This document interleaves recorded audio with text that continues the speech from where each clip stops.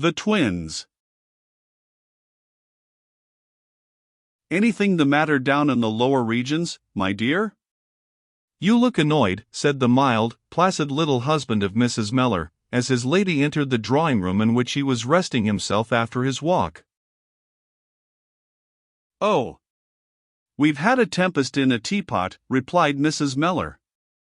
Miriam is in one of her tempers. I thought that I heard loud voices as I came into the house, said the quiet, easy-going master, as he laid down on the table a new magazine which he had been reading as he walked. The attention of Mrs. Mellor was attracted by the shine of the paper cutter which was placed between the leaves as a marker. "Why, there's the very silver knife which has caused all this storm," cried the lady. "I never dreamed of your having taken it out of the room. I wanted it to cut the leaves of my book." "Is any harm done?" asked her husband. "I'm afraid that paper knife has lost me one of the most honest, most industrious, most steady girls that I ever had in my service," replied Mrs. Mellor, who was really vexed at what had occurred. "However, it may not be too late to set matters right," she added, and after hastily ringing the bell, she quitted the room. The loud voices which her husband had heard from the kitchen were sounding louder than ever. Mrs. Mellor had rung the bell rather sharply, but it was not till she had more than once called out the name of Miriam, that Miriam appeared up the kitchen stairs. "Miriam, the paper knife is found. Your master had it," said the lady in a mild voice, intended to soothe the feelings of the maid. "All is right now, all is cleared up. I've no wish that you and I should part because Caroline made a mistake." "All's not right," said Miriam with petulance. "Hurt feelings can't be plastered up with a word. I can't stop in this house with Caroline. I'm going to tell my brother, ma'am, that I've given you warning." And the ill-tempered girl, turning her back on her mistress, hurried upstairs to put on her bonnet and shawl. What a sad pity it is that Miriam, a good girl in other respects, lets herself be so conquered by her temper, thought Mrs. Mellor, as, with just displeasure, she returned to the sitting-room in which she had left her husband. The lady would have thought it sadder still, had Miriam been long enough in her service for her to have known all the noble qualities possessed by this ill-tempered girl. Miriam had as high a sense of honor as could have been hers had she been born and bred a lady. Her lips were never stained with untruth, she never did a mean or deceitful thing. Had Miriam found the door of her mistress's storeroom open, there would not have been in it one spoonful of tea or one lump of sugar the less. Had Miriam discovered the contents of a purse scattered over the carpet, Mrs. Mellor's gold would have been as safe in Miriam's care as if locked up in an iron box. There was no wretched purloining of trifles, no picking or stealing with Miriam. Her conduct was as upright when no mortal was near to watch it, as if she had known that her actions were witnessed by all the world. For Miriam Muckbean lived in the fear and love of God. Religion with her was no empty name. With all the straightforward earnestness of her nature, she had given herself to the service of her heavenly Master.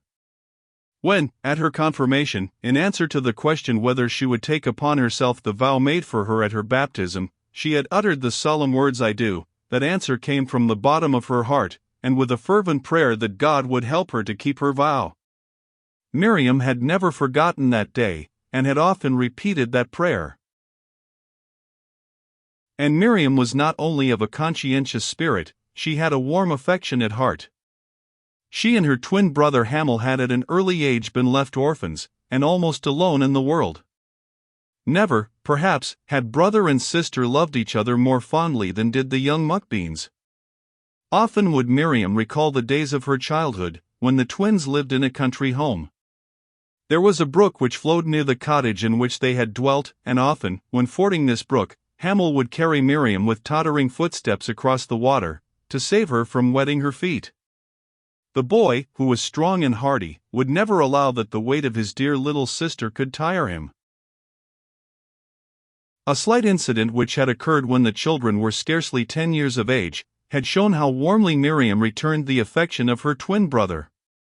Hamel, when searching a hedge for blackberries, had chanced to be bitten by a viper. The boy's cry of terror and pain had brought Miriam in alarm to his side. Child as she was, her little foot was in an instant stamped upon the head of the snake that had wounded her brother. Her love seemed to take away fear, and catching up a large stone, she actually succeeded in killing the reptile. Then, seeing the small mark of the serpent's bite in Hamel's bleeding hand, the brave child, without a moment's hesitation, drew it to her lips, and with all her might proceeded, as she said, to suck out the poison. A farmer who happened to be not far from the spot, and who had seen what had happened, came up just as Miriam, panting and excited when all the danger was over, was embracing her young brother with a violent burst of tears. "Well done, my brave little maiden," exclaimed the farmer, clapping her on the shoulder. "But you did not stop to think that you might have been sucking poison in while trying to suck it out." "It didn't need thinking," cried the child through her tears. "I'd much rather have lost my life than my brother." Happily neither of the children suffered from the effects of the venom, but Hamel never forgot the proof of affection given to him by his sister. The tie which united the hearts of the twins did not become weaker by the lapse of years, and parting was a sore trial to both when Miriam entered her first place, and Hamel enlisted as a soldier. Most of the young maid's spare moments were given to writing to her absent brother, and when he was on his campaign in Abyssinia, a letter with the African postmark on it filled her with keen delight. The letter would be read over and over again, and then hoarded amongst her treasures. When victory crowned the British arms, when Magdala fell, Miriam was as proud of her hero brother as if the whole success of the war had depended on the prowess of his single arm. She was almost wild with joy when she heard that Hamel was ordered home, and that, after their painful separation, she should see her twin brother once more. Great joys and great sorrows are often closely linked together. Sometimes when we are feeling for the sweet ripe fruit, we unexpectedly find the serpent. Miriam had some difficulty in getting leave to go and see her brother, who was stationed for a short time at Greenwich after his arrival from Abyssinia. Miriam's impatience was so great that she almost threw up her place, because she had to wait for 2 or 3 days before obtaining this leave. At last, with a heart bounding with joy, Miriam set out on her little journey in company with Mrs. Smith, a soldier's wife, who was going to her husband at Woolwich. Fast went the train, but not fast enough to suit the impatience of Miriam. Short was the journey, but to the eager girl every mile seemed to swell into 10. Woolwich was reached, and Miriam with her companion was soon hurrying up one of the streets. "How fast you walk, my dear," observed Mrs. Smith with a smile. "You must remember that I'm not quite so young as you are. I'll get my husband to find out your brother and bring him to our meeting place at the baker's, for, eager as you are, I suppose that you'll hardly rush right into the barracks to see him." Miriam laughed. How merry and blithe was her laugh, and slackened her pace a little. As they turned the corner of a street, Mrs. Smith spoke again, but in a lower tone, to her young companion. "We had better cross over to the other side of the road. Don't you see that soldier in front of us can't walk straight? I'm sure that the fellow is drunk." Miriam did not appear to have heard what was said, and when Mrs. Smith put her hand upon the girl's arm to draw her across the road, to her surprise she felt that the arm was nervously trembling. Looking into Miriam's face, Mrs. Smith saw that she had suddenly turned very pale, and that her eyes were fixed with intense emotion upon the form of the soldier in front, though his back was turned towards them. "Come, I say, he's in liquor," repeated Mrs. Smith in a whisper. "Let's go to the other side of the way." At that moment the soldier chanced to turn round. It had not been needful for Miriam to see that face, that flushed face. She had already recognized her darling brother in the half-intoxicated man whom her companion had been afraid to pass. Hamel was not so far gone in drinking as not to recognize Miriam. The sudden meeting half sobered him, and he gave her a loud, much too loud a greeting. But the red face, the thick utterance, the unsteady gait, the noisy mirth, all cut like a knife into the heart of poor Miriam. She had never thought, till that day, that she could be ashamed of her brother. She would have given anything that Mrs. Smith had not seen him, that he had not turned round, but gone on his way.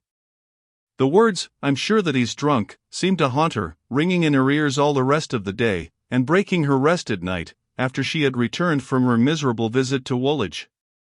Wretchedness made Miriam's naturally warm temper very irritable indeed on that evening. Caroline wondered what could have come over her, and Mrs. Mellor determined that she would not soon again give her young servant an afternoon's leave. After a sleepless, wretched night, poor Miriam rose before daybreak, and wrote a letter to her brother. A very touching letter it was, and blotted with her tears. There was not a word of reproach in it, but much sorrow and more love, and gentle tender counsel, such as a pious mother might have given to her son. No stranger who might have chanced to see Miriam in one of her tempers, would have believed that that girl with flashing dark eyes and unbridled tongue could ever have written such a letter. With sickening suspense Miriam awaited her brother's reply. At that time her soul was almost constantly wrestling in prayer. Whether she were employed in dusting the room, or preparing the meal by the kitchen fire, or at the washtub, Miriam was silently lifting up her heart in an agony of entreaty for her twin brother. The answer to her letter came before long. Miriam's heart was in a flutter as she tore the envelope open, then she could scarcely read the lines before her, because of the thankful tears which flowed before she had read the letter half through. Hamel was quite as much ashamed of his conduct as his sister had been, and the young soldier had the manliness to own it. He had been led away by evil company, he had not had the strength to resist the temptations which beset a man in barracks, but he promised to struggle against what he confessed to be his besetting weakness, a taste for ardent spirits. Hamel asked his sister to pray for him. He would, he wrote, follow her good advice, and watch and pray for himself. He trusted that he would never again give his darling Miriam cause to blush for her brother. A great weight was lifted from the heart of Miriam. Hamel seemed dearer than ever. Again the sister could go on her way rejoicing in hope. To Miriam's great satisfaction, Hamel was soon afterwards removed to barracks in London. Though her brother was now so much nearer to her, Miriam was but seldom able to see him. She was too upright a girl to spend on her own gratification without leave the time which belonged to her mistress. Miriam was by far too honest and conscientious to entertain even a brother without her employer's knowledge, and still less at her employer's expense. Miriam was a Christian girl, and in this behaved like a Christian. An occasional meeting with Hamel on a Sunday afternoon, when they would walk to church together, was all that the sister could venture to expect, but this was enough to make her whole life brighter. Miriam looked forward through all the week to her happy hour upon Sunday. Matters had thus gone on quietly for some little time, when the unfortunate affair of the silver knife occasioned the scene related in the first chapter. From childhood, Miriam had had a hot, impatient temper, and though she had often regretted it, she had never striven against it with all her heart and soul, as against an enemy that was drawing her into serious sin. It was natural to her, Miriam would say, and this wretched excuse served in some measure to quiet her conscience. Miriam saw other people selfish and mean, dishonest and untruthful. She knew that her fellow servants' standard of duty was very much lower than her own.